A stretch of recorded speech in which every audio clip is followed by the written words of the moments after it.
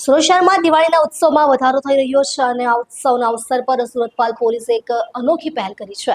Zone 7ના DCP Shrimati Shefali બારવાલની આગેવાની હેઠળ પાલ પોલીસે દિવાળીની ખુશીઓની સુરક્ષા સાથે જોડતો એક વિશેષ કાર્યક્રમ યોજ્યો।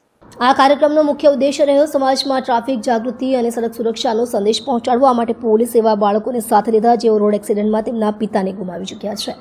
આ બાળકોએ ટ્રાફિક અવેરનેસ કાર્યક્રમમાં સક્રિય ભાગ લઈને લોકોને સડક સુરક્ષાના નિયમોનું પાલન કરવાની અપીલ કરી તેમના ભાગીદારીથી જનજાગૃતિના સંદેશને એક વિશેષ અને માર્મિક પરિણામ મળ્યું। માનનીય પોલીસ કમિશનર શ્રી અનુપમસિંહ ગહેલોત સાહેબની ધર્મપત્ની શ્રીમતી સંધ્યા ગહેલોતને પણ આ કાર્યક્રમમાં ખાસ હાજરી આપી હતી।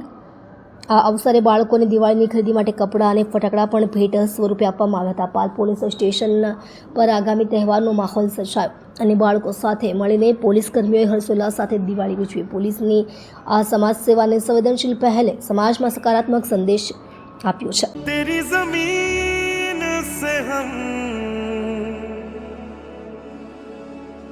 सर उठा के चले,